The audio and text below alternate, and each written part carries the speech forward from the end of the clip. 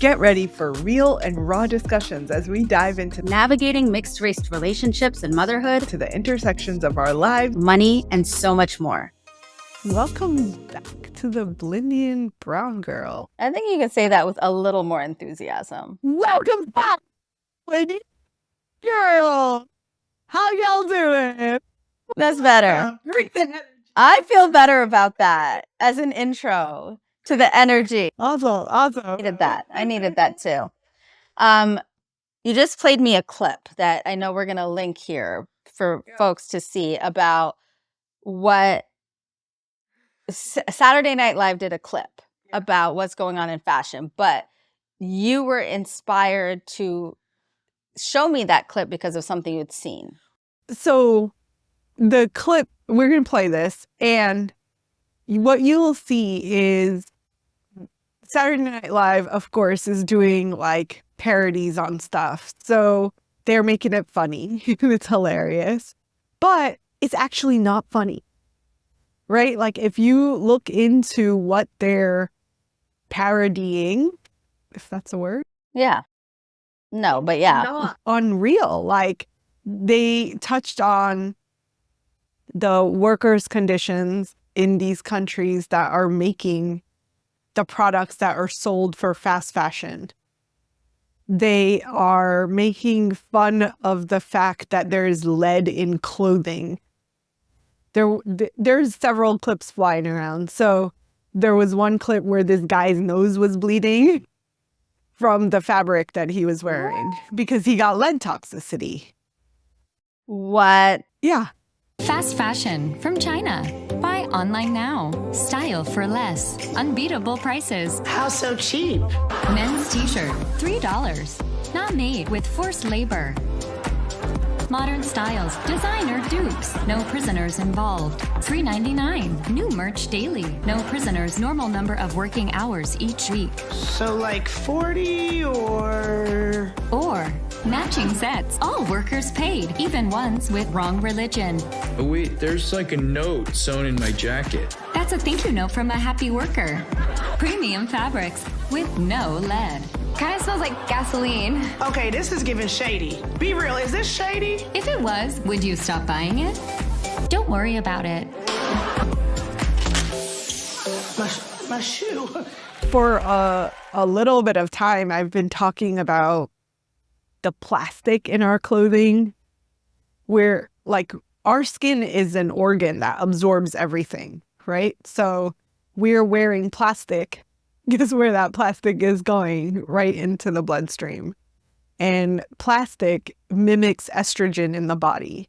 So now you have fashion meets the health world, which is my interest in this, is like, why are we doing this to ourselves? Why are we making clothes with shit that shouldn't be on our skin? First of all, you wouldn't go and apply a bunch of lead paint to your skin. No, and well, this is the thing. Nobody is thinking about it like that. And it doesn't mean anything to people when you say that, because the reward for them far outweighs the concern.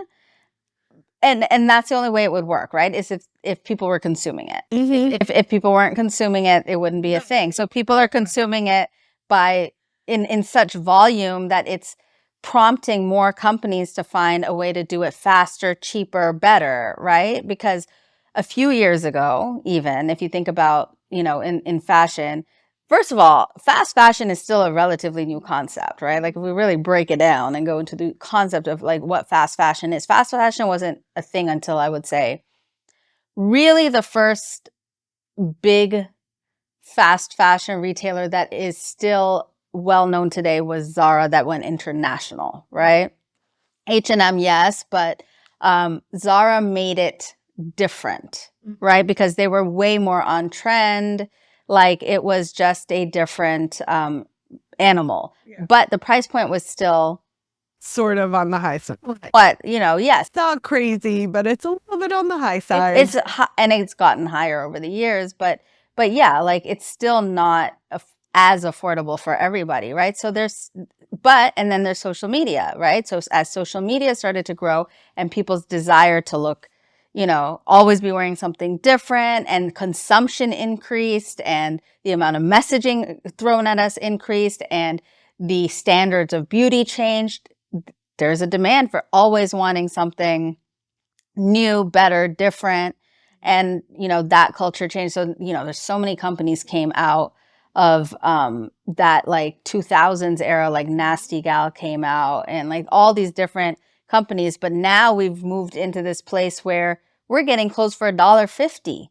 We're getting clothes for $3, like a pair of pants for $3, a shirt for $1.50. And, the volume at which that's being pumped out is insane. Yeah. And so, it feels disposable. But where is it being disposed of? Yes. So the disposableness of the clothing, it's basically being dumped in countries that are in the developing world that essentially we can outsource to, right? So there are, like I saw an image that will drop in here of essentially a whole desert full of clothes, like just piles and piles and mountains of clothes in a freaking desert in the middle of nowhere. See that, like, what implication does that have on our earth? Like, there's a direct impact. Like, these clothes are not going to biodegrade because it's plastic or lead, apparently. Like, that's new news for me. Like, when I saw this, I was like, no, stop. Like, I've heard about that before. I just don't, honestly, like, as someone who worked for 20 years in fashion, I don't even understand what that means exactly.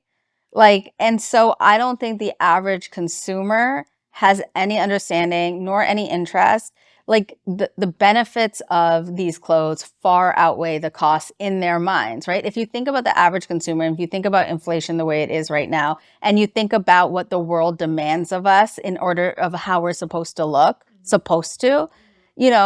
all of the factors equal, let me go shop at these places because I could look dope for a night. Yeah. And it can go in the garbage tomorrow. And if it gets ruined, I don't care. And I looked hot for the gram, and it was something new, and I don't have to rewear it. And, like, all of those factors. But I think it's just so indicative of where society's mentality is at, right? Mm-hmm. Rather than society thinking about, well, clothes are really not that important. They're just intended to cover our bodies. And there's a way to look good, but not be so, callous about our dismissal, the disposableness of it, and don't equate it to we have this culture where you can't wear the same thing twice. You can, why is that the way we operate? Well, I feel like it's top down a little bit, right? Like, the fashion empires pass that on. And then you have actors and actresses and models and whatever that also embody that. And now we have everyday, regular masses of people that are like, yeah, I can't wear that again because I already wore it to the last whatever, like, social media thing. I can't wear that again. I wore it in a picture. I can never wear it again. Like, is it really that serious? Yeah, but we've made it that serious, right? I think it's just that's the culture we live in, is in instant gratification and disposableness. Well, and so what's interesting though is, like, I am one that's kind of health aware, and for a long time was wearing yoga clothes, which are actually have a really high percentage of plastic in them. So yoga pants, almost impossible. There's like 2 companies now that make 100% cotton yoga pants. Really? And they don't fit the same. Right? Because the stretch is not the same. They have that like stretchiness to it. So they don't fit the same. They don't make you look snatched. Mm-hmm. There isn't like that same feel that you get when you're wearing a nice pair of yoga pants. And then you have, like, I've been on this hunt for a little bit of time, which is can I find 100% cotton clothing? I'm not even asking for it to be organic at this point, like just cotton that actually looks good and feels good. And there isn't. Like, there isn't an industry that's producing clothing that is cost effective from the aspect of like, you're actually paying the laborers. You're not trying to make like a killing on the profits, and hence you're actually like acknowledging and paying fair wages for the people that made the clothing. Simultaneously, it looks good. It feels good. Like, it's just not there. Yeah, it's a hard combination to find. It is, the costs of everything in fashion have increased too. So it's very, very difficult. Like, they're needing to find every way to cut corners, because from supply chain, even, if you think about every part of the process has increased in cost. And so that's why they're also going to places where it doesn't cost in order to manufacture. And, even if they're buying fabrics or, materials from elsewhere, they're going to manufacture somewhere cheaper, right? Like, it's just becoming impossible, which is why, and I think also the perceived value has changed. Like, I think people just don't covet luxury fashion quite the same way that they used to, because they know that they can replicate a look for a lot less. And so it's like, where's the demand for this other way of doing clothes, other way of doing fashion? And I think there is one for sure. I think that there are a lot of people looking into sustainability. I mean, and fashion really is moving in a more like eco-friendly, sustainable direction for sure. There's been a lot of conversation about it for a long time. I remember even, a few years, maybe a year before I left fashion, going to a CFDA, that's the Council of Fashion Designers of America. They do big events and talks of like, sort of the new and upcoming things in the industry. And I went to one about like ecological leather, right? And, but the cost was astronomical, and they were going to test it in cars first in the automotive industry, because they could create it in large volume, use it for the interiors, and then see if they can get the cost down to bring it into fashion. But really, when you bring it into the fashion space and have to do what you need to do in the fashion space to like manipulate the fabrics, it was almost the same cost as regular leather. So it's like, okay, well, how do we sell the value of this, right? It was just a very interesting thing that I think on the consumer end, people are not seeing these conversations go on. And there are a lot of conversations, but at the end of the day, what is the consumer willing to buy at what price point? And where's these companies are looking to the masses, right? And the masses are not looking for 100% organic, or 100% cotton. They're just not. So there are going to be fewer manufacturers or, producers of that type of thing. Yeah. It's unfortunate because the cost is actually multifold, right? It's not just the financial money, yeah. But it cost the cost to the actual person that made it. A, the factory worker. B, the cost to our planet and the resources that we're using up, but also just like I cannot get out of my head this picture of like just a desert full of clothes. Like, and there was literally like people there picking through it. Okay, well, I might as well go pick out some clothes.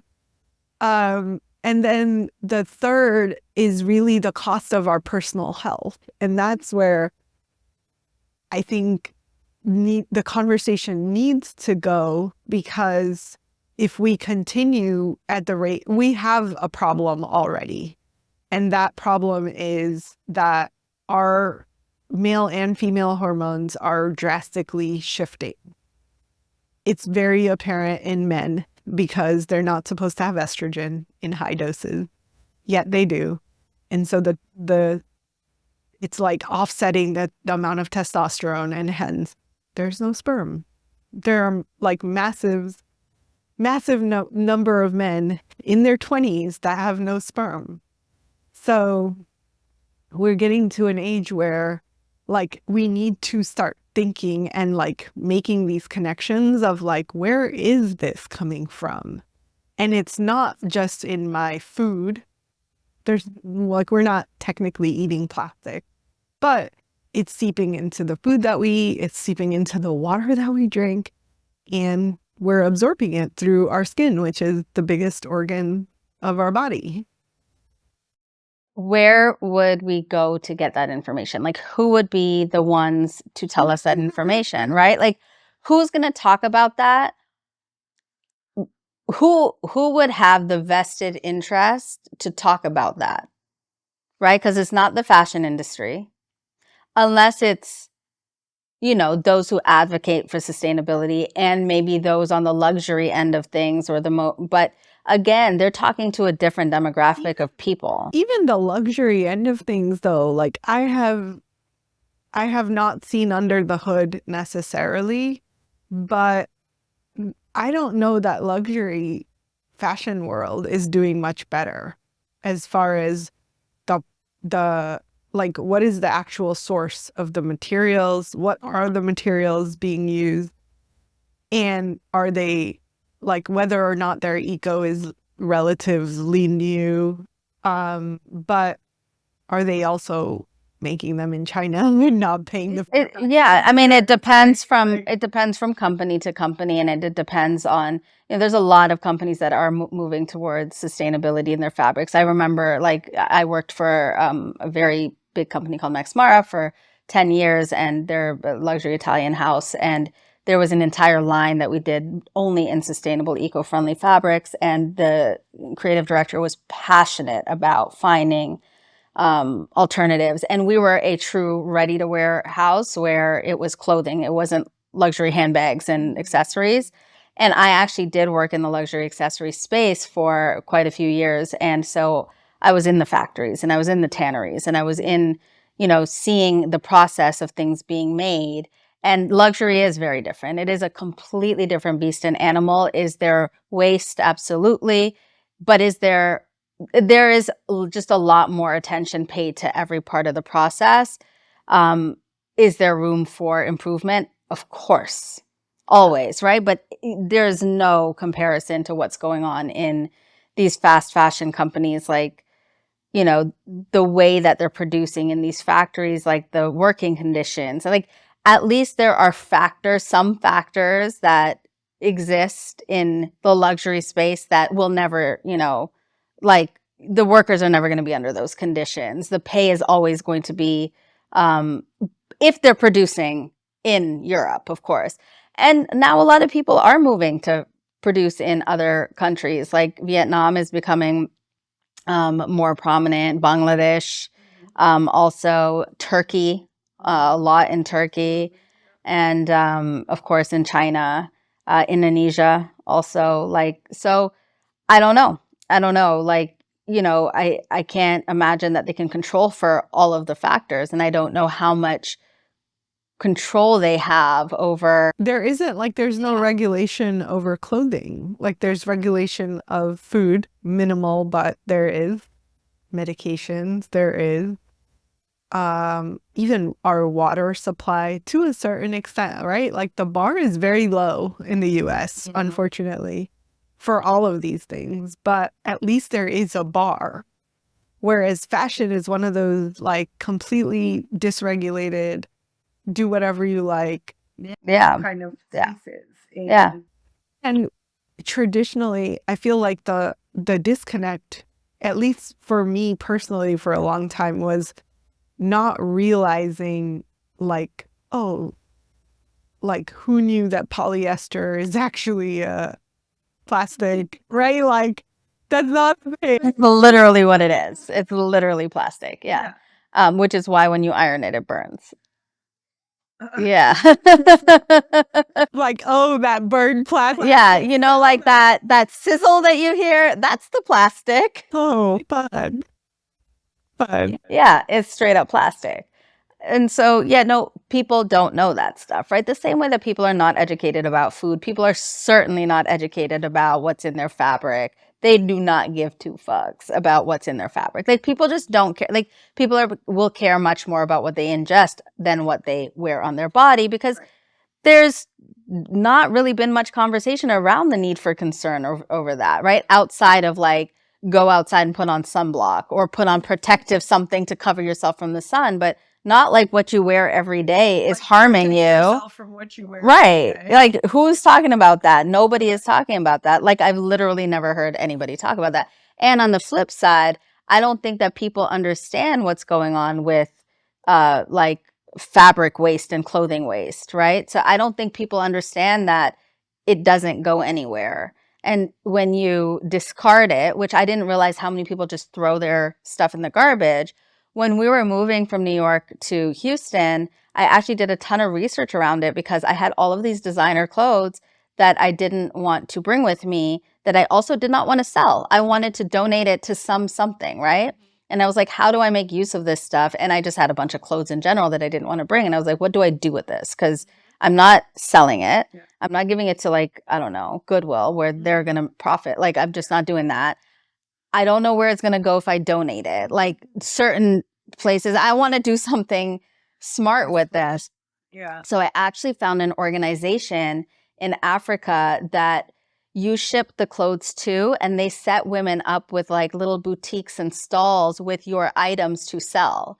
And they teach them entrepreneurship, and they teach them how to like create like a little marketplace, and they use your goods to sell. And I was like, that works for me, right? So I sent my good stuff there, and then I was like, okay, what do I do with the crappy stuff, right? Because I'm not sending my crappy stuff there. So I'm like, what do I do with this now, right? And so it was really hard to find a way to recycle your clothes that was easy. Like, I'm sorry, I'm not, like, I just didn't have time. I'm moving, and it was really hard. And I was thinking to myself at that time, like, if it's this hard, nobody's going to do it. Nobody is thinking, like, nobody wants their life to be made harder to do a good deed that they don't even think that they need to do. Right. And so anyways, I ended up finding a place that does recycle and create new things from, you know, they upcycle the fabric, and they prefer discarded goods, right? Because it's easier to upcycle. So I found it, but you know, they take 50 pounds a box. And so I had to separate out, I had a lot of shit. So I had to separate out the boxes, and it was work. And then we had to take it to like UPS, and, you know, they ship you the labels and stuff. So there was not really a cost to me, but there was time and labor. And I was like, I'm very invested in this, which is why I'll do it. But the average person is not doing this, which is why there's a desert full of clothes, right? Like, but I feel like, you know, as a society, we need to find ways to make it easier for us to do this if it's such a dire need. One, we need education, because I don't think anybody out here knows that they're absorbing plastic through their skin. I did not ever think about that. Never in my life. Even knowing that polyester is plastic, never would I have thought, oh shit, I'm absorbing that. I imagine when I sweat, I'm absorbing it more. Absolutely. And that's why we wear when we yoga, the gym, like, it's the worst place to have the plastic. It's the absolute worst place. And like, I wish I could say with a straight face that I no longer wear it, because that would be not true. Yeah, I mean, listen. It just doesn't exist, right? But here's what I have done, which is I can wear a t-shirt that's cotton. Easy. The pants are a little bit of an issue. So it's I have a couple of pairs of cotton yoga pants. So I'll wear those when I know I'm gonna be like an intense workout. Mm-hmm. And then when I'm not doing an intense workout, I sometimes wear my old yoga pants. It's okay. The earth forgives you. The earth forgives you. we've just set it up in a way where it's very hard to get around a lot of the things, right? Not just with the clothes. Oh, and then the sports bras need to be cotton. Like I've switched those out. So there are moves that you can make that are like at least a little bit more safe for your body. But it's really fucking hard, man. It is hard. It is hard. And, it's hard when you're also trying to, let's be real, be on social media or take cute pictures or have nice memories to look back on, right? Like where you want to feel like you look good and whatever it is, right? That's not important to everybody, but for those people that it is important to, not everybody can afford to buy, super high quality. And, that becomes difficult. It's the same thing with food, right? Like there are a lot of people who want to be healthier, but they just cannot afford to be healthier because healthy food costs more money, right? So there's just a shift, I think, that we need to make societally, like that. I don't know how to, I have no concept or clue of how we would make that shift, but, finding a way to change the narrative a little bit and shift the needle from all of this emphasis on this external shit, which I think is very slowly happening. There's just like, there is this like quiet conversation going on about wellness, and people are, I think, more aware and more desiring to be better about it. But I think at large, though, we're not there. Mm-hmm. And so I think that needs to happen, or else that's why I loved the SNL clip, because SNL is the masses, right? So now there's like mass awareness of fast fashion and what that might mean. Yeah. And we need more of that. Like that's just the tip of the iceberg, and it's just the beginning. And like for our listeners, I really hope that people are taking this conversation as like, oh, what do I need to go think about? Like, where's my fabric coming from? Or is it all polyester? Which, like, believe it or not, like when I recently, it's probably like 2 years ago, I started thinking about it more. And I was like, let me go in my closet and figure out what's cotton. Even this thing that looks completely cotton is not fully cotton. So I'm like, it looks like cotton, but it's not. So most things are not. And like, I try to gear towards the mixed, at least like some percentage of high cotton, but still it's really hard to look cute and be in cotton. It just is. It is. Cotton is not the most flattering. No, it's a little limiting what you can do with cotton. And, there are other materials that, Silk is another one, right? Like that's pure. Yeah, pure silk. Linen is... Linen. I really do like linen. But another one that's not going to be flattering. No, it's not flattering and hard to wear and requires a lot of ironing. And you can only wear it in the summer. And it's like see-through. I know. There was a time that I was making my own clothes. I literally had 2 pairs of clothes that I made myself, 100% hemp. Oh, wow. Hemp. Yeah. And I would just like rotate through these 5 pairs of clothes that I had, all in the same color, so nobody could ever tell. That's hilarious. So I had a good 7 to 10 year chunk maybe that I was just in like natural fabric. Wow, that's a long time. I was like, I'm just gonna wear this. Wow. So yeah, it was an era. It was a time period. But of course, like I was into fashion before that period, and I was still into fashion after that period. So it was a good like pause, but it wasn't necessarily enough to like unhook me from the desire to look good and feel good in whatever I'm wearing. Yeah, I think feeling good is another part of it too, right? It's the incorporation of some of these elements that have made fabrics be able to do what they do, right? Stretch, move, breathe, wick, all these things. And so like, listen, Nike does a great job at having fabrics with technology that are generally cotton or, you know, very, very sustainable and eco-friendly. So Nike does a great job at like technical fabrics and stuff like that. But again, like it's not cheap, right? Like it's not cheap, and it's not technology that you can apply to every type of clothes, right? You're not going to wear a gown made of Nike tech fabric. But, you know, another thing that has been coming up, you know, a lot of people have been doing more and more lately are capsule clothing collections, right? Like, so they're capsule wardrobes. Right.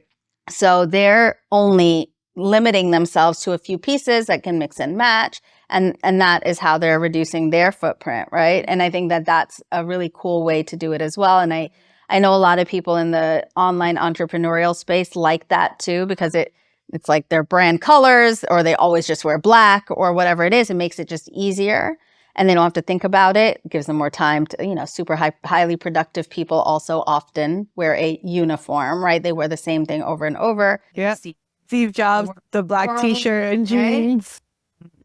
You know, Mark Zuckerberg even does it, right? Like a t-shirt and jeans. Like there's many high performing people do that, where they don't. In fact, quite a few luxury designers do that too, where they have just their uniform. There are several designers who they wear. What is their uniform?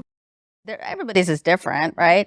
But like Narciso Rodriguez, who's a, you know, designer who in New York, he was a New York-based designer. He would always wear a white t-shirt and blue jeans. Like that was his all the time. I mean, there's different designers who wear different things, right? But like Karl Lagerfeld always wore black, right? So there was different iterations of it, but some people just wear one uniform because all their creative energy goes to everything else. Yeah. And they don't want to think about it because that's another choice or a decision that they would rather put to something they feel more productive, right? And so I think that's another way to still feel like you're doing something, but reducing the amount of waste. Yeah. I feel like even reducing the waste, or thinking about the clothes that we buy differently, as far as like how often, like how much wear do I get out of this one piece of fabric? And I've not really been the person that throws away clothes, and which is sometimes a bad thing. Like, just give it away.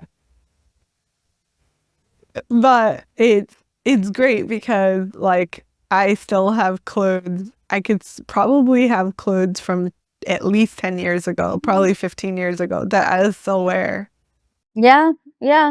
Me too. Some pieces for sure. Like, and you know, I think when we buy things a little bit more intelligently, like mindfully, then we do end up with pieces, items, at least, that we can wear for several years, despite the trends or whatever, right? Like, yes, for many years, I was somebody that had to follow trends. And in fact, I was in an industry that set the trends. So I knew what the trends were far before everybody else knew what the trends were. Trend colors, trend, you know, styles, all of those things. And so, you know, we were always a year or 2 years ahead in fashion. Your design schedule is 2 years ahead. Your production schedule is a year ahead, right? So you're always thinking 2 years ahead of real life. So when you work in fashion, you never know what year it is. You never know what season it is, because you're working in multiple seasons. So it will be June, but I'm working in fall, winter, like the following year. So a whole another year later, right? So your sense of all that stuff is very messed up. So I think that even like 10 years ago, there wasn't as much, like fast fashion has created even more of a need to keep up with trends and a faster turnover almost of trend. Well, but then to that though, my retort is like, it's just gonna come back. It does come back. It's gonna come back like this. Like, don't even get rid of it. It will come back. It will absolutely come back. I remember like maybe in the 2015, 2016, like whatever was going on, that 90s stuff that was going on then, I was like, I wore this exact same outfit when I was 14. Like this exact same outfit. If I was still that skinny little 14-year-old, I could have pulled that same outfit and put it on. Like it was so wild. Like it was the first time that it was so evident for me because I remembered it clearly from my teenage years. And then again, as somebody working in fashion, you're just kind of like, now I'm having to create around it. And I'm like, but we wore this. Like, we actually wore this already. Like, this exact thing. We wore it. And so, yeah, it will come back around. But they will always find a way to make it different. And they will always make it a way that you're no longer in style if you did not buy it of now, right? That's what fast fashion is about. Yeah. That's why it's fast fashion. It's fast in volume, but it's also fast in turnover. It's intended to be fast turnover, quick styles. You know what I mean? Yeah. Yeah, I guess I have to admit I don't keep up with trends as much, so I could give two shits. Yeah, and I think that that's like not a thing that a lot of people care about. And I think there's a different school of thought around clothing and fashion too, where it's like there's still people who prefer classic sort of, you know, pieces and items that they can wear over time. So I think a lot of it has to do with your personal relationship with clothes, fashion. Some people don't care at all, right? Like it's just not something that's on their radar at all. Some people care tremendously, and some people still want to appear like they're in designer everything, and you know, like that's their thing, and that's important to them. So yeah, everybody's got their own perspective of what is right, but I think by and large, there's not a whole lot of education around any of it on any level, right? Reusing clothes that really like don't necessarily need to be thrown out, but if someone is actually done with them, then oh my God, have you been to Buffalo Exchange? Yeah, I love Buffalo. Yeah, like Buffalo Exchange is an awesome example of, you know, being able to get great stuff for a great price that is in great condition. It just like, it doesn't have to be that like, smelly thrift store that, you know, from the 70s. Stuff. Yeah. Not necessarily like thrift store quality. Yeah. And, you know, well, once upon a time, it was cool to buy thrift store stuff. Like that was like a cool thing, like the vintage stuff back in, you know, the 80s maybe, but early 90s, it was very cool. And I think there is still a coolness associated with it, but there's not like a everyday practical wear for my budget, for the world, for the fact that I don't need to have new clothes, right? Like the same way we don't need a new car is the same way we don't. But I think there's also like a ew grossness associated with it. Like, ew, somebody else has worn this thing. Yeah. And I feel like that's just like for people to balance out on their own, but that's another option as like an idea of what to do. Well, I mean, if you really want to talk about ill grossness, do you know where this shit is coming from? And the factories that it's been in? And what do you mean? Meaning like the crap that they're buying new, like, yeah, like the fast fashion stuff that you're buying new is not in anywhere clean, right? Like it is not coming from clean places, clean sources, clean hands, clean environments. So like, yes, you have to be realistic too. Just because it's new does not mean it's clean, doesn't mean that it's better than the thrift store stuff that you could easily take to the dry cleaner and guarantee is clean. You know what I mean? And won't fall apart probably at the dry cleaner because it has a little more quality to it. But yeah, I think that's not like a thing that culturally is as done anymore. I think there's still an association with poverty and poor people do that or wear secondhand, or it's like, oh, there's a certain type of people, like people who like that hippies, or, you know, people who are really granola, or like they're really into organic shit, like, you know, you. Yeah. And I'm into it. Like there's actually a secondhand store really close by that I go to often. And I swear to you, like every piece of fabric that I buy there, I like really love and appreciate.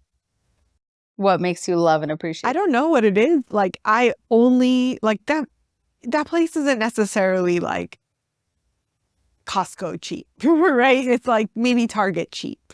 Okay. But like good quality stuff. So that store, something about it, like when I go in, I like shop with like, I'm only buying things that I really, really want and have a really high bar of what that really, really want is.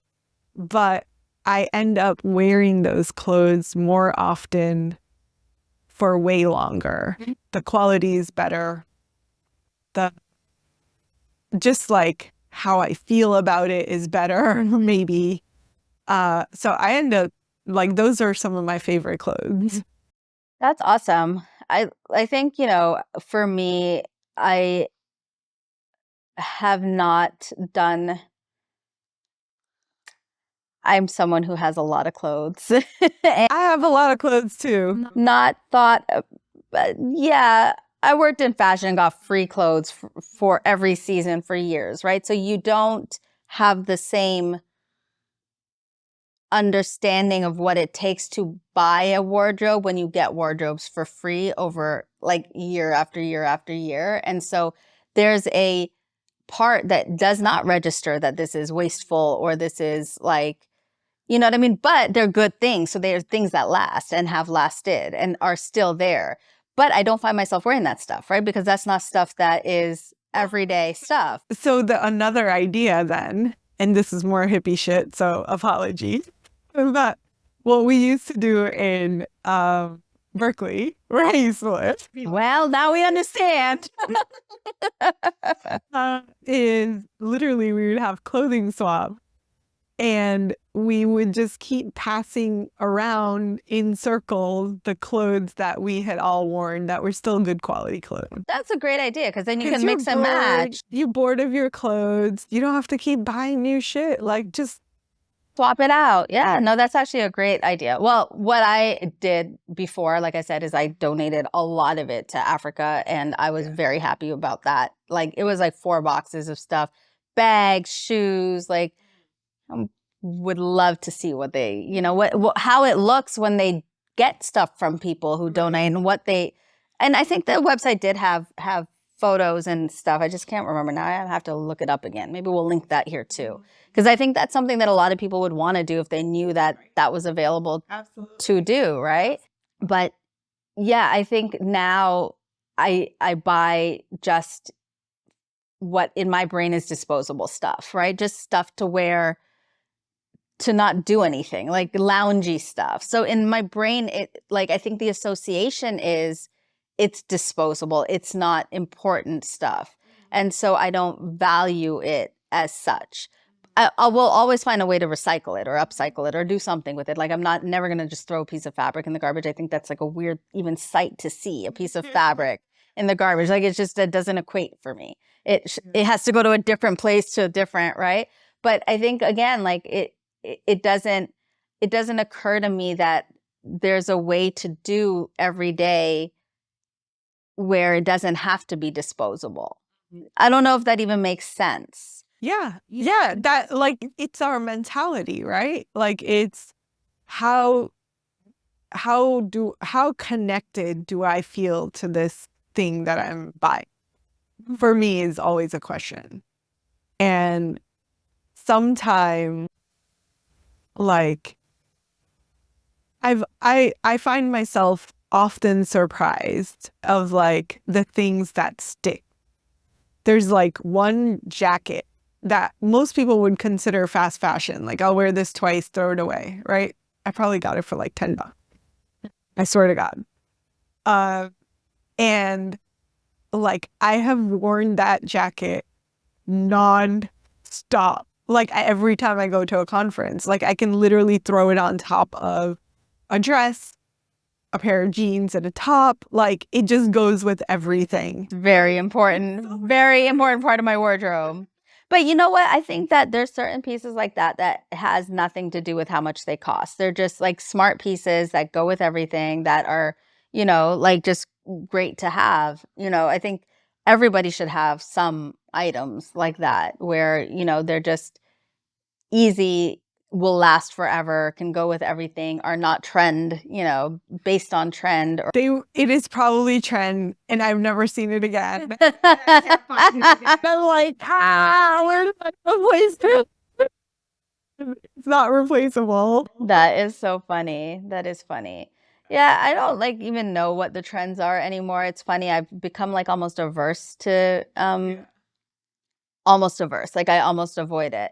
From time to time, I'll look on some, one of my Instagram accounts is still connected to all my fashion life stuff. So every once in a while, I'll go over there and just kind of see, what are people doing? What are people wearing? What are designers saying? If it's fashion week, maybe I'll look a little bit at the street style and maybe a couple of, I don't even care about the shows or anything like that. I've been there, done that. But I'm so disinterested in that conversation. You know what I mean? I can still appreciate the artistry of it at that level. But what it's become, what we're talking about right now, what it's become is one of the biggest reasons I left the industry is because it was no longer about that stuff, which is why I was personally in it, right? Was about the artistry and the creation and the design and the kind of the wonder of that world.